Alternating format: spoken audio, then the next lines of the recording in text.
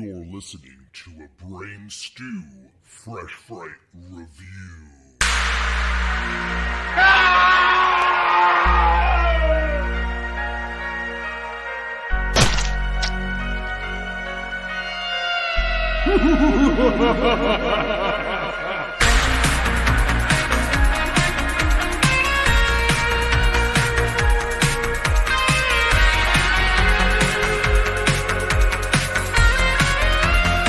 What's up, creeps, and welcome to another brand new episode of Brain Stew. You're not going to hear a scream in the background on this episode. Our boy Jeremy is off for the week, so we decided to invite one of our favorite people in the entire fucking world, a guy who's been dodging me about coming on this show for the past year. You're all going to be excited to hear his voice on another episode. It's been so fucking long. I'd like to welcome our best friend Gerald from Two Peas on a podcast. What the fuck is up, brother? Good evening. Oh, How we doing? By the way, I haven't been fucking dodging you. My life is hard, brother. He sent me a message on Twitter. He said, "Man, fuck Justin." And I said, "Yeah, dude, I hear that." I couldn't have you on if I wasn't going to harass you. Every time you come on, the audience expects me to harass you. I enjoy in life harassing you. That's not sexually. Don't get the wrong idea. Don't get the wrong idea here. It's early. Did Justin send you a dick picture too? And I said, "No, man, that's just it's you." my wallpaper You on my guys phone. trying to fucking cancel me or something? Jesus, we're here, ladies and gentlemen. Never. To talk about Renfield. I'm Justin, and our boy B Ratty is also here this evening.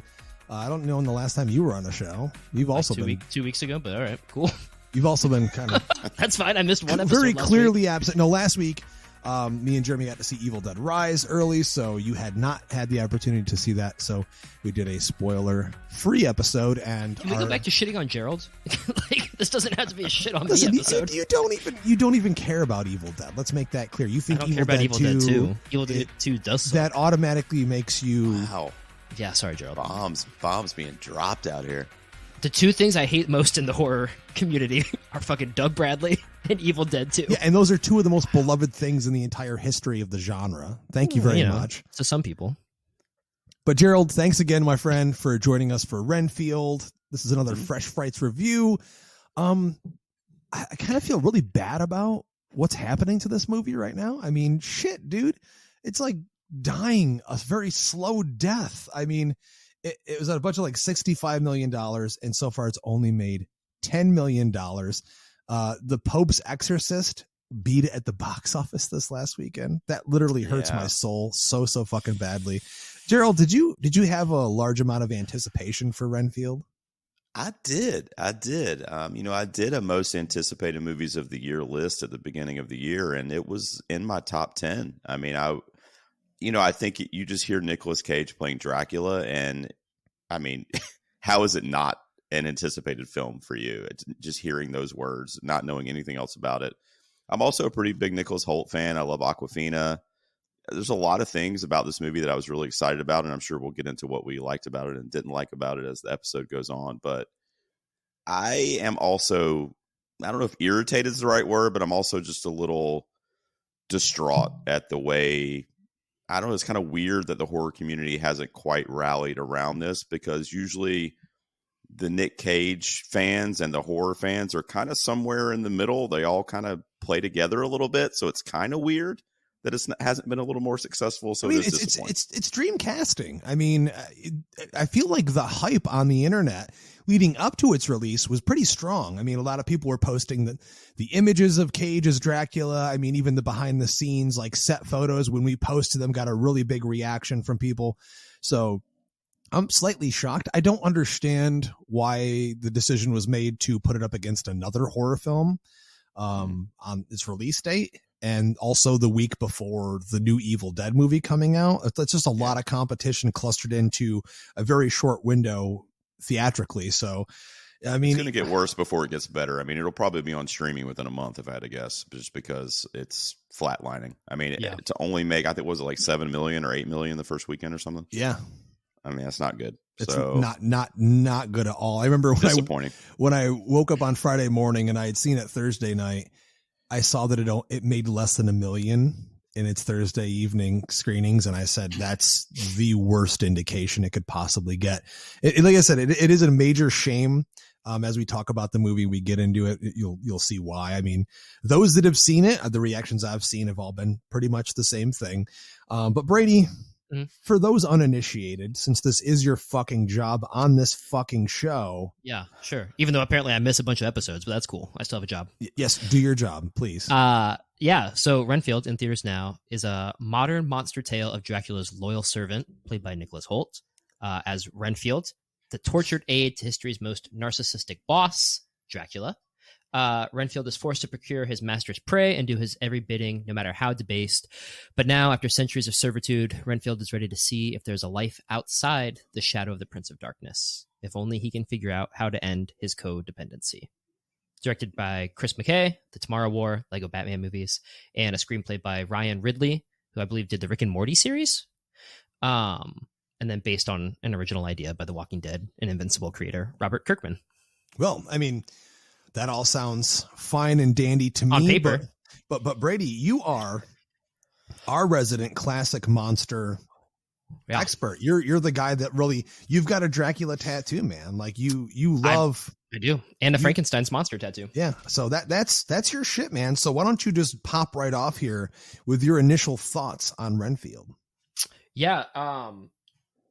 You know, I if you go back to episodes last year, I talked about how I wasn't sure about Nicolas Cage as Dracula because I didn't see him doing a super serious role. Like when a lot of stuff came out, they didn't say it was going to be a comedy movie, comedy action more so than horror, I'd say. So I wasn't sure about it. And then as we saw the trailers, I said, okay, I can get behind this with Nick Cage as Dracula. You know, I don't know. Are we doing, this is spoilers, right? Yes, unless I indicate spoiler free, which I did not. So yes, we are spilling the beans on this one. You know, I really liked how in the beginning of the movie where it's giving you the backstory, they have Nick Cage and Nick Hoult kind of like deep faked into the original Dracula movie. Oh God, I love one of my favorite parts. I really fucking love that. So I think it started out really strong, and I was like, man, I loved it so much, Brady. I'm sorry to interrupt. I loved it so much that initially for like 5 seconds, I thought it was actual footage from like old Dracula. Like that's how cool they really did such a great job of it, and that's rare to see that done that way. It literally it just nailed it. It was perfect. Yeah, that was really cool. So really loved that, and I said, okay, maybe I can get behind this. And then I liked the take of the codependent relationship and how, you know, Dracula's a narcissist and Renfield's trying to break out of his shadow. I think a lot of it worked for me in terms of the action, you know, was watchable and enjoyable, and there was a lot of gore in it. It wasn't scary at all to me, though, and I know we'll get to that later. And then, you know, I think I saw a review that said this movie didn't deserve Nick Cage's Dracula, and I think that sums it up perfectly. And he's just like, in anything he touches, he's just so incredible, I guess, at this point. And, you know, Justin has said too on the pod that, you know, he's just kind of like in this renaissance where he's playing himself and everything. And so to watch him get on there and just kind of eat up every scene he's in, and the dialogue with him is just perfect. To watch the rest of the movie just kind of fall flat around that, I think it suffered in that respect. And then, I mean, I can get into more, but that's just initial thoughts. So fun, you know, action comedy, but really lacking horror that I was hoping from it as somebody who loves the, you know, Universal monster movies, and was hoping that they would incorporate more of that into it. But I get when you're doing a modern take on these movies, it gets hard to do that. Gerald, how about you? Your initial thoughts on Renfield? Well, I think kind of a similar take, but a little bit of a different angle. First of all, I don't have any Dracula tattoos, but I do have the sweater. Get the fuck out. Wears in the last act of the film. They won't pick different colors. Oh yeah, I should have worn that tonight. Actually. You went to Macy's? I did go to Macy's. Yes. But for me, like when I kind of saw the trailer and when the images started rolling out, and obviously we already knew Nick Cage and kind of what he's known for, and just obviously he's just a mastermind at just kind of being crazy and eating up scenery. I thought, okay, this is a perfect formula for like a horror comedy, which is what I was fully anticipating. But ironically, my favorite parts of Renfield were like the action sequences. Like I was never really boisterously laughing in this movie unless it was Nick Cage kind of being over the top. And those were few and far between for me. Like, he was great in the movie, but it was no, like, it wasn't constant like Cageisms that we're used to in some other films. And you could see that he was kind of trying to be over the top, but when he does it, it's okay. It works. Like, I love it so much. You know, the scene when he goes to visit Renfield in his apartment after, you know, Renfield's kind of left him behind or whatever. Yeah. I love Just this so scene. fucking good, dude. But, you know, aside from Nick Cage kind of doing his thing, for lack of a better way to put it, and the action sequences, which I thought were great, I don't know. It was weird tonally for me. Like, it was a horror comedy, and then all of a sudden it was like super serious, and like the people are getting murdered in the AA meeting or whatever. And I was like, this is kind of dark, you know, and I didn't really know what the filmmakers kind of wanted us to feel. And then the next scene would try to be hilarious again. And I'll just say this, and then I know we'll get into a deeper discussion, Justin, but I feel like this is the kind of movie that, or at least I should say, I hope this is the kind of movie that is probably going to get better for me on each rewatch. Like, I'll probably like it a little bit more, you know, the more and more I watch it. You know, I feel that way with like Colin Farrell's Fright Night. Like, every time I watch it, I like it a little bit more than I did the last time. That's a good pull. Yeah. I'll always use any opportunity available to hold that film up. I mean, over the years, I've definitely become a fan of it. And in my initial watch, I remember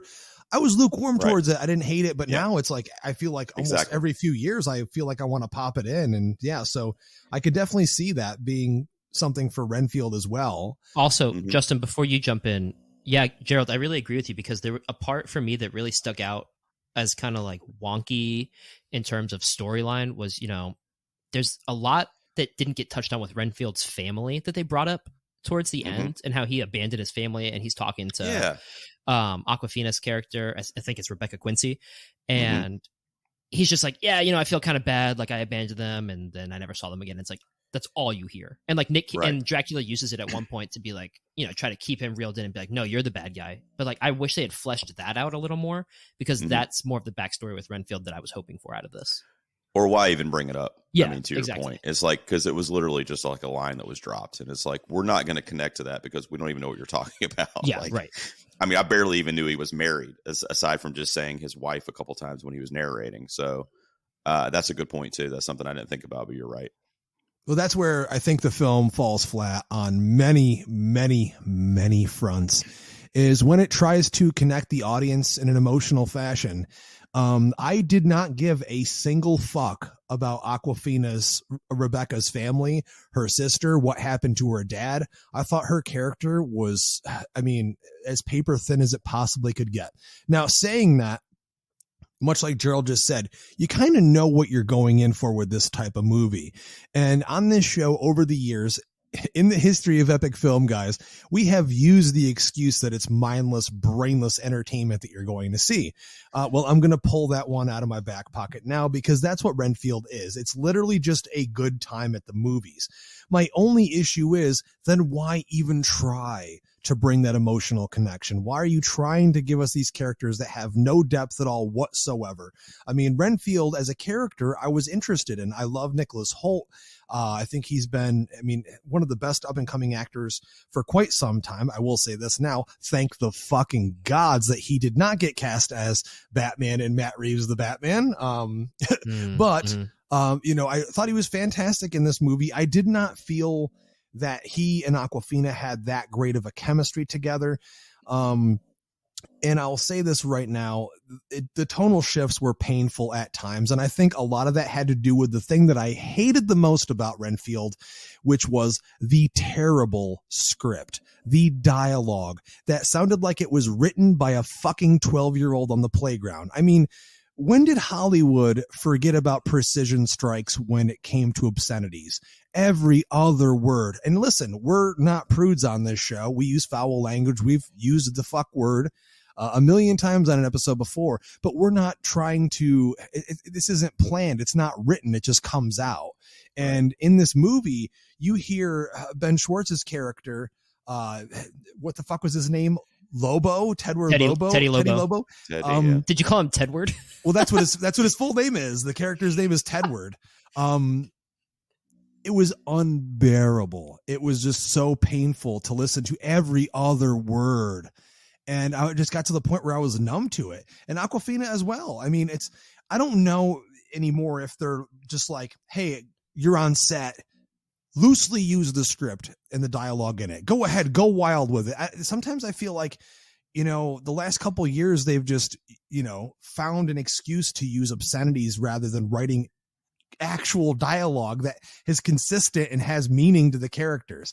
I just got really annoyed with that, And it felt, and to your point too, the screenplay felt out of touch too, or at least outdated. Like there was a bunch of ska jokes in here, and like, okay, I gotta say, when they first brought it up, I did what? like that. That was one of the only jokes that I legitimately kind of laughed funny at initially, but I was also kind of like, why are we talking about ska? Dude, who the fuck watching this movie now knows what ska is?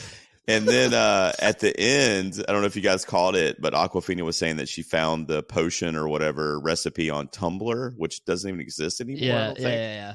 So it was weird. The different dialogue that was thrown there was kind of strange. And to your point too, with all the like F-bombs and stuff like that, like when they would use the "fuck you, Kyle" with the deputy cop or whatever, like that was kind of funny. But they didn't keep that going. Like they only used it a couple times. And I don't know, I thought that was kind of a funny bit Gerald, that was kind of continuous throughout the movie. But imagine how funny that would have been had they kept it going and pulled back on all the other characters constantly saying it. I think back, and again, this is old man yelling at the kids in his yard here, but at the same time, it's like, if you look at the best comedies of the 80s and I'd say early mid 90s that were rated R, that used foul language, you'll find when they do say those words, they're pivotal moments in the movie that makes sense. And they're hilarious when they do it. It's not something that just comes out every other word. And it also depends on who's saying it, like if you're just a whoever actor, and I'm not shitting on anyone in terms of that in the movie, but you need to be someone and it needs to be special when you do it. And I just felt like, that aspect of it really brought down the movie for me in a huge way. I think after I watched Christmas Bloody Christmas last year, it scarred me for life. And I was like, anytime I watch a movie now, I'll immediately notice the language like that. Like, for example, Cocaine Bear. We didn't review it on the show. I had a blast with it. There's a bunch of foul language in it, but it wasn't on the level that made me feel nauseous. Yeah. So, my main issue with the script was that it like force feeds you everything. So I don't need a script. The monologues. Yeah. I don't need a script that tells me, when they're looking at surveillance and he's like, yeah, we can drop in because we stole NSA's surveillance. So now we can see every move. It's like, you could just say, yeah, we can see him. Like, that's all you have to do. I don't need that. I don't need to know, this huge long backstory that's drawn out by every single police officer about Quincy's dad. Like, I don't like, you can just be like, yeah, he got killed. Like the first one you do, that's fine. But then you don't have to keep bringing her up. Or like, well, there was one part where she's talking about single-handedly bringing down the mob. And then right after the police commissioner is like, what are you expecting to do? Single-handedly bring down the mob? And I was like, are we just going to keep doing this? Like, that was my thing. So like, I didn't care about the language so much because I guess I'll play devil's advocate here for that. Like that, I feel like that's just how people talk nowadays. Like I have to be mindful of how much I use the word fuck, like just in my everyday life. Cause like there are times when I go see family or like if I'm at work, I'm like, man, did I just like drop the F-bomb and not even know it? Like, it's just so common for me and my friends now. So that didn't really ruin anything for me, but I get what you're saying. Like it's not effective anymore, but I just feel like maybe it's just not effective in general society anymore. I think we're going to do our rankings or whatever later. I mean, I'll just tell you, I mean, if I have to choose whether I liked it or disliked it, I mean, I liked it. I liked the movie. I just think where it really could have been like awesome stratospheric is if they had really focused on Dracula and Renfield, because when Cage and Holt were on screen together and when their relationship was the focus of the movie, like I could feel myself like perking up in my seat at the theater because like those moments were so awesome, but they equal maybe 20 to 30 minutes of the entire film.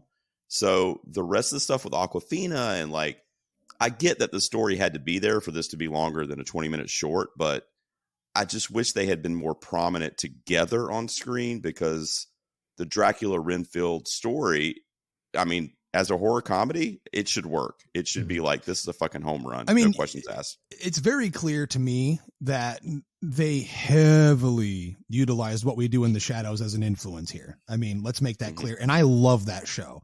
That's one of my favorite shows. I think the show is better than the movie. The style to this movie even looks like What We Do in the Shadows stylistically. But it forgets that what makes that show so hilarious is the relationships with the characters and their banter with one another and the smart writing. So I agree with you 100%. I feel like that relationship should have been so central to the story. And it's kind of an afterthought if you think about it. I mean, the movie opens and he's still, basically waiting on Dracula hand and foot. By a couple, like maybe even 30 minutes in the movie, he's already moved out. He's going to this, group therapy, and he's convinced, I can kind of move on with my life. So immediately you're no longer subjected to having to see them together, like in his lair, which I felt like the scene that we saw there was fucking awesome. I mean, that's where Cage is his most Dracula. You know what I mean? It's when you take him out of those elements, when you take him out of those environments, rather, it really just starts to kind of, it just numbs it down a little bit. And it's not as pure as you're hoping it to be.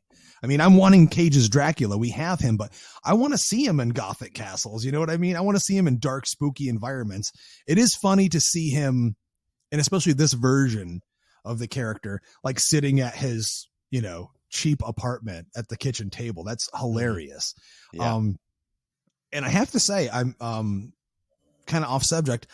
I loved the design of this Dracula. I loved the wardrobe of this Dracula. Yeah. It's very clear that Cage had a lot of influence. And when the movie opens, we see this sequence where Dracula gets horribly burned, almost killed.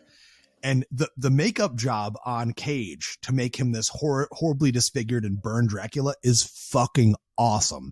It's some of the best makeup I've seen in a movie in a long, long time. And I'm not hearing anyone talking about that on the internet when it comes to the movie. Yeah, I'm not either. And as I was watching it, I was like, why haven't I heard more about this? I agree with you. And like the decrepit Dracula, where the like flesh was falling off of him. And yes. Stuff, and like, looks like Hellraiser. That was great. And you could see that was Cage under there, and you could tell, but yeah, I don't know. I'm just like you. I'm like, why have I not heard about this? I didn't expect it to be this good, So let me ask you guys. I know, Justin, you talked about it a little bit earlier. I mean, I don't really feel like this movie was marketed for horror fans, though. Like, it's got Dracula, it's got, that premise to it, but everything I saw, after the initial, like, we're getting a Nick Cage Dracula movie, it was very clearly, it seemed like it was going for the What We Do in the Shadows, which I would argue is more of the comedy fans. Now, yeah, I mean, What We Do in the Shadows, it's horror based in terms of that they're vampires and they live in a spooky house and they eat people, but there's nothing scary about What We Do in the Shadows. And that's something that followed through on this movie. They try like half-heartedly at the end of the movie, one little sequence trying to, make it a dark, spooky scene with Dracula, but there's nothing scary about anything in the movie. There's not one sequence that's there to terrify or to give you a jolt. And that was really disappointing to me. You have a perfect opportunity too with like his lair at the abandoned hospital or apartment complex where, he's got like the blood bags into his throne and it's kind of shadowy and great. I just felt design. But I feel like it fell flat too. Like they just kind of missed an opportunity. And when he is, picking off the Lobo's henchmen, while Teddy's there, like it didn't feel scary to me. It felt like an action movie. It felt like The Matrix, Yeah, and and I agree with you. I agree with both of you. I think it's a double-edged sword too, because it's like you're disappointed that the horror is missing, but I was also pleasantly surprised by the action sequences, like. The one at the apartment complex when him and Awkwafina are leaving. Holy fuck. The fucking kills in that scene are great.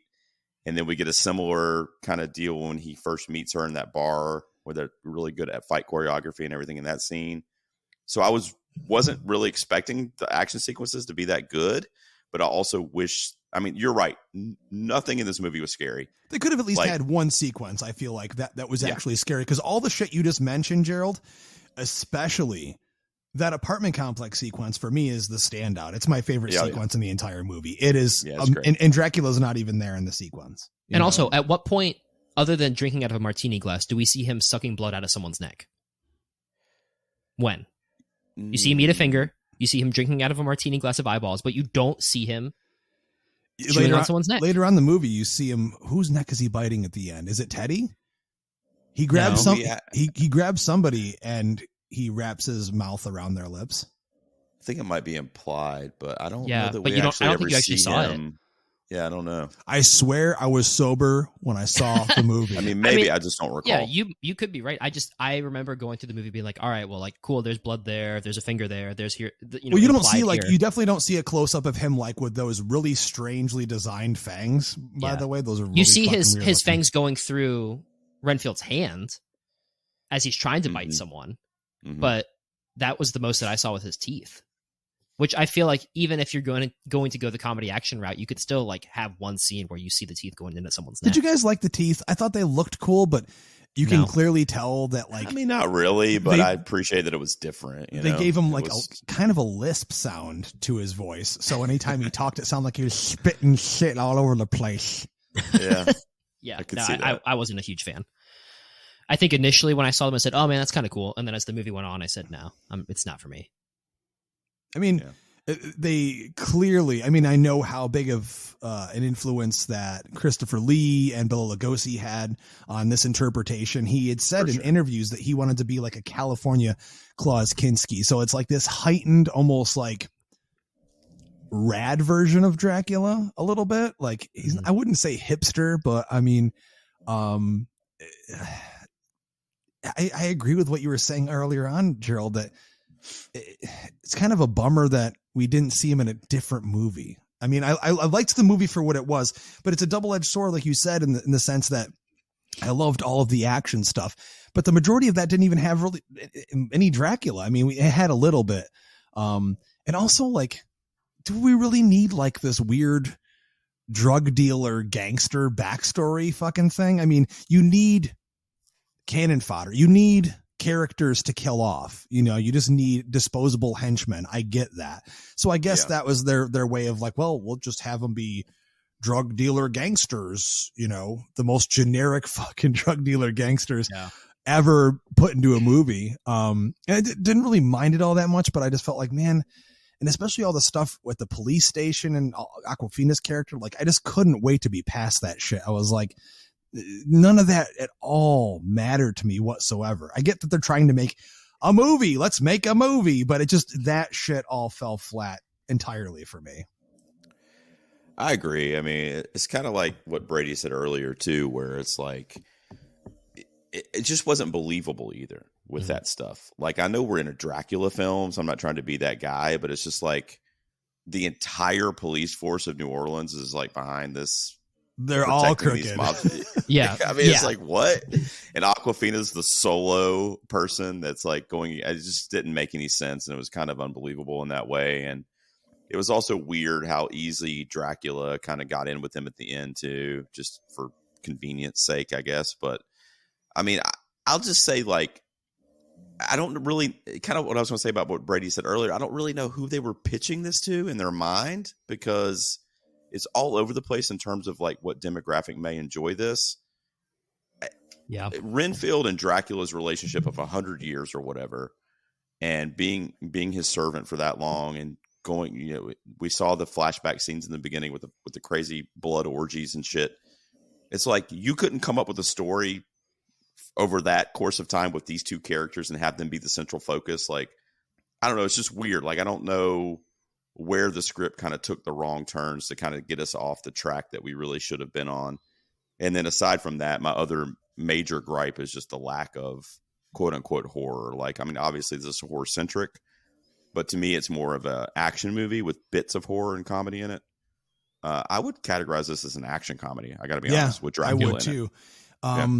You know what, guys, I totally just realized as we were sitting here discussing this movie, where the fuck is the sexiness of this movie? Where everything about Dracula has always been sexy, going all the way back to the original Dracula film starring Bela Lugosi. Just vampires in general. I mean, you look at Francis Ford Coppola's Dracula movie and it's just pure sexy. I mean, and not saying you had to have sex in the movie, but there's not a sexy character in the movie. There's not any, and I'm not saying we need like hot naked women or hot naked men walking around, but it felt like it was prude. You know what I mean? Like Dracula's always had that romanticism to him. Brady, I'm sure you could agree with me on that. And none of that really was implied at all whatsoever. He was just like this creature that hung out in the dark. And you know what I mean? I just didn't see this version going out. You know, he wants Renfield to bring him victims, but in my view, I've always just thought of Dracula's going out and enjoying his prey and playing with it, you know? Yeah, no, I mean, I agree. Like you really don't need grotesque nudity or anything like that in this movie, but you have to, like, he was charismatic in every iteration of Dracula. He had the charisma that was able to take him and influence people and get what he wanted to have. And I understand that Renfield is now, for some reason, the only way he can get food. They go through the whole plot line of like, he gets full power, people hunt him, he gets burned, and then he has to recover, and then he has to be fed. But, there are parts of the movie where he's up and walking around, and there is no sexiness. There's no allure to him. There's just him being this strong man, narcissist, that can control Renfield that way. And they try to show him controlling, Quincy that way later on, but it doesn't work. And that's where it kind of fell flat too. Like, if it's Dracula, he has power over you. You're not going to be able to say no. He doesn't need Renfield outside of his initial stages of coming back. And yeah, they lost it. And I do think that Nick Cage could have really done something with his own sort of charisma and sexiness to it. But I think it just speaks to the larger issue with the movie where the script just really doesn't play to the strengths that these characters, they had potential for. Do you think, not to cut you off there, do you think there's a possibility that the people that wrote this movie don't understand the character of Dracula? Yeah, I think or the core of what makes the character who he is. Yeah, I think that you can get into, one vein of that is that you want to make your own thing and you want it to be very different than what has been made. And you don't want to make the same mistakes as, the Dark Universe did with The Mummy in 2017, which you ended up doing in this movie. Or you get so lost in the sauce that you completely forget what made those characters great to begin with. And I think it suffered from both. I think that they wanted to do something different with it, and they thought that they realized what made Dracula great, and they whiffed. I just wonder if this version was written for Nick Cage, because then you're in a situation as a producer or a movie studio or director where you're like, I've got Nick Cage. Who gives a shit? Like, you know what I mean? Because I'm not going to lie. I mean, when I heard Nick Cage was playing Dracula, I would have seen this no matter what the hell people were saying about it. Just because I'm one of those guys that wants to see him do anything that's going to chew scenery. So, which is pretty much everything these days. So I don't know. I mean, I don't know if you guys know the facts behind that, but I feel like if they knew that when they started writing the screenplay, then they probably just didn't really care about the lore, because they thought, well, we've got Nick Cage to play this iconic, character. It's not going to matter as far as in terms of looking up the behind the scenes. I mean, it sounds like the initial concept was just horror comedy with Dracula. It was very apparent that What We Do in the Shadows was a major influence to them. Sure. But it sounds like that, that they just brought on Nick Cage later on. So I don't believe that it was written for Nick Cage in mind, because I think they started developing it right before he started to make as big of a comeback as he's had. Mm-hmm. That's almost more disappointing then, because it's clear that, kind of like what you guys have been saying, they just didn't care about the lore of Dracula, really. It was just like he was just there in name, pretty much. The sexiness was missing, the historical aspect. I mean, the stuff that we've been talking about was all kind of missing. And there's definitely the shadows there. I feel like there's definitely a way to mold those things together. You could have had the best of both worlds.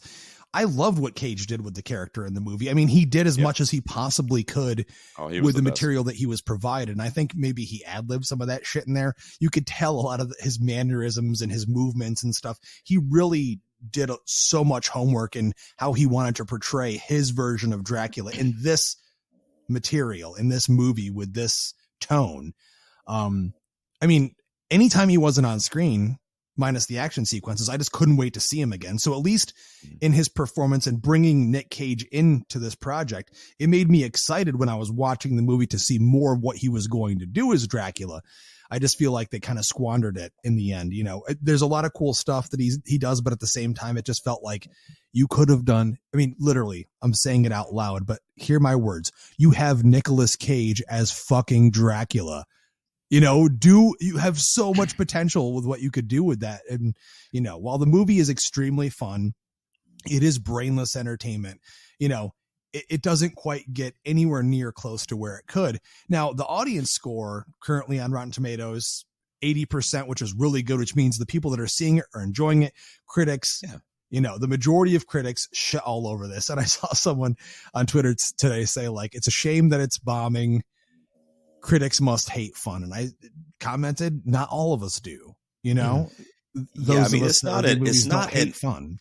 Yeah, it's not an unfun movie. I mean, let me pitch this to you guys, and this is super basic, but like same actors and everything. Nick Cage, Nicholas Hoult. So those are Dracula and Renfield. They're doing their thing. He's bringing victims to Dracula. Everything we know, right? And then one girl that Dracula wants to be a victim, Nicholas Hoult falls for, and he's in love with. So then he's trying to like save her from Dracula, and he's trying to root. You know what I mean? That could be a story where the two of them are like almost always involved. We don't need the mobster shit. We don't need Aquafina as the one cop trying to save a city. That's completely unbelievable. Like, it's just a very poor screenplay. Like, I don't know how else to say it. Yeah. It doesn't take away from the overall enjoyment. Like, I still enjoyed the movie, but I think if this had been an actor I'd never heard of or whatever playing Dracula, I probably would have hated this movie. Like, I love Nick Cage is attached to it. I love what he did with the character.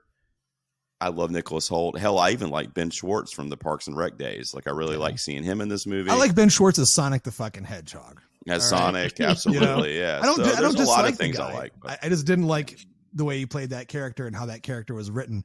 But no, it's true. And you know what? I have to give major props to Nicholas Hoult. I mean, the fight choreography in the movie was fantastic. We know that most likely a stunt guy did the majority of the hard shit, but you can see him right there, you know, in the nitty gritty, you know, throwing punches, doing kicks. I saw that awesome behind the scenes footage that was posted, I think somewhere on social media before the movie came out, of him doing that slow motion punch into the prop head and the blood exploding everywhere. He literally punched the prop and it's fucking cool. I mean, there's scenes in the movie like that. I mean, when he rips the arms off the henchmen and then like stabs through them, I'm like with his own arms. Yeah.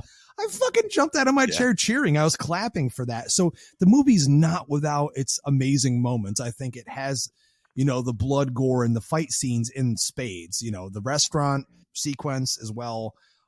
Really fun. I didn't think anything at the end was really anything too great. I mean, we live in a world, ladies and gentlemen, where John Wick 4 just came out and that exists, you know, that just set the bar for everything else that's going to come after it. So, I mean, just hold your expectations in check. I mean, it's going to be really hard to touch anything that happened in that movie. It's interesting to think, guys, that the last couple of years, we've had these movies in the action genre that just keep upping the ante. You know, last year with Top Gun Maverick, this year John Wick 4. I mean, in an action world, like, we're literally living in a renaissance of amazing films. And, you know, so I thought the stuff here was really well done. I don't think it's anything, you know, that is going to go down in the record books, but it was well done. It was enjoyable. That was fun. But it sounds like, guys, that we're all kind of on the same page, that the movie, while enjoyable on surface level, which is exactly what it's trying to be, just didn't work overall and kind of lacked a lot of things that could have made it a lot better. Yeah. Yeah. I mean, I know we're probably going to get into final thoughts, but for me, it's like the scenes without Nick Cage and without the action, if those aren't there, this is a 10 out of 10 movie, like with just those things, but it's also like a 30-minute movie. So they just didn't fill the holes properly. Like, it was just kind of all over the place tonally. And I never really knew if I was supposed to be like, are they expecting me to be scared, or do they want me to be fearful for these characters? Am I supposed to be laughing? Like, it just seemed, it had weird shifts throughout the movie where I just didn't really know what the filmmaker wanted me to feel as an audience member. but there was enough for me to take away from it, predominantly Nick Cage and Nicholas Hoult, that I would say that at the end of the day, I enjoyed it. Yeah. And very interestingly, at the end of my screening, the whole crowd applauded. Like, it had an ovation from people. People were like standing up and cheering. And I don't know if they just, because at my screening, some local brewery came and brought like, you know, you had to buy it, but it was like this blood red cider shit. So it was like, hey, okay, drink this, you know, alcoholic cider and get all hyped up for the movie. But, you know, I have to give props as well to the technical stuff, production design, art direction, costume design. All of that shit was amazing. And, you know, I love my boy Marco Beltrami, who did the score. I really enjoyed his music. I mean, I feel like when it comes to horror movies, anytime he does work in a lesser quality horror movie, you still notice that it's a great score. But I mean, everything else, guys, I just, you know, I might as well get into final thoughts here on this thing, and we're going to have to get to trash it or treasure it. So Brady, your final thoughts on Renfield, my friend. Yeah. You know, I think it's been summed up pretty well throughout this whole episode, but it's definitely, you know, lacking horror, more of an action comedy. You know, I think Nick Cage is great. I think Nick Hoult is great. I think that the movie, like Gerald said, it should have been something entirely different, centered just around them, with, you know, a couple characters here throughout for fodder. Overall, I don't think that they were enough to keep this movie afloat for me. And given how much else I found completely wrong with the movie and what they got wrong with Dracula, I would have to go with, I have to trash it. Oh, wow. You're going to trash it? I'm going to trash it because, you know, I'm sure if I watch this movie maybe 30 more times over the next 6 months, I'd find more stuff that I like about it, but I just don't want to. Like, I feel like, I said it earlier, I think they just whiffed on the concept. And I think, honestly, they're probably too scared after what happened with The Mummy and then Dracula Untold that they don't want to botch another Dracula movie. And I mean, I think all three of us on here loved Leigh Whannell's The Invisible Man. I think that did really great things for this cinematic universe, and then nothing else happened. You know, we heard something about Wolfman. Where the fuck is my Leigh Whannell directed Wolfman movie with Ryan Gosling? God damn it. It's the only thing in the world that I wanted, and it's not happening now. And then I think that the studio just probably wanted to go more of a comedy route, because, I mean, the Invisible Man was pretty heavy, and this is what you get. And I don't think that it did the lore of Dracula any justice. And I think that this is probably one of my least favorite representations of Dracula. Because I was about to say, Brady, there's a lot of fucking Dracula movies, and there's a lot of shitty Dracula movies. Yeah, but I feel like most of the shitty Dracula movies can still, that I've seen at least, I haven't seen them all, so I can't say all of them, at least stick closer to who Dracula is, or at least the essence of Dracula, than this one did. So very fair. And before I get to mine, Gerald, trash it or treasure it, my friend. Yeah. You know, I've only been on this iteration of Brain Stew a couple times, and this is the closest to that, like, barrier between trash and treasure that I've been. But I am a bit biased. I don't know what it would take for me to trash a Nicolas Cage movie. So I'm going to have to treasure it. But I'll just say that 10 years from now, like, this is probably like a 6 out of 10 for me right now. 10 years from now, this could be like an 8 or a 9. I just feel like if I watch this once a year or every couple of years, I'm going to like it a little bit more and a little bit more.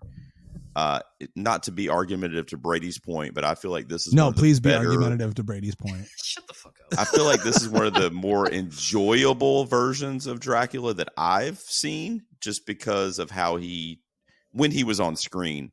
Now, the dedication to the writing kind of underneath his character sucked, and no pun intended. And I think that's what you were getting at. Suck your blood. But I just love what Cage did with it. And had he not been in this movie, I mean, this would have been literally a dumpster fire. I mean, him and Nicholas Holt's kind of dedication to Renfield and the action sequences really saved this movie. But I do feel like, I don't know. I mean, maybe we'll still be doing this in 10 years, Justin. We can kick it around and do a revisit or something. But I feel like this is one of those. I feel like this is one of those movies that you watch it 5, 6, 10 more times, and you probably will like it a lot more than we're sitting here right now. So that's my thought. And for that reason, and because I love Nick Cage, I'm going to treasure it. You are correct in saying that it's really difficult to shit on and trash a Nicolas Cage movie. And that's saying something, because Nicolas Cage has made a lot of trash movies. I would dare say the majority of his movies You're are not wrong. in that category. But you know what? I've always loved Nicolas Cage.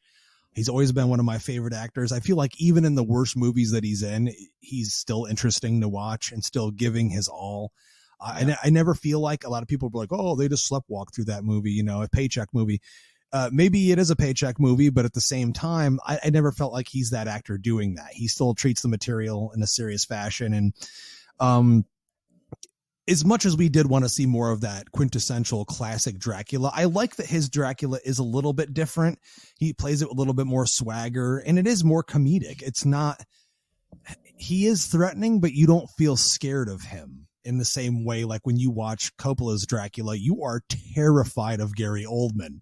I mean, the dude permeates menace on every fucking scene, and he's just like standing there, minus the funny, hair and everything. But, I also, this would be very similar to what Gerald said. This would be on my lowest possible passing rating if we were doing 1 out of 10 still on the show, but I am going to treasure it just for the mere fact that, the sheer audacity of having Nicolas Cage as Dracula. And it's something that, when originally announced, made me so excited. And, the movie is nowhere near where it could have been, where I think it should have been in terms of all the things we discussed, but it's still a mindless, brainless, fun time at the theater. And I think based on that reaction I saw from our crowd, and then I turned to my wife, who typically likes movies on a surface level as entertainment, she turned to me and said, I loved it. And, that's, I think, the reaction people are having with this. So I would definitely tell anyone listening to this, if you spoiled the whole movie for yourself and you haven't watched it yet,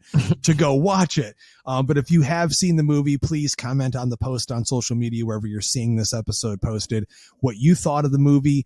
It pains me to not see more people talking about it. You went and saw The Pope's Exorcist instead. I mean, I know it's Russell Crowe. I know it's fat Russell Crowe riding around on a Vespa. I get it, dude.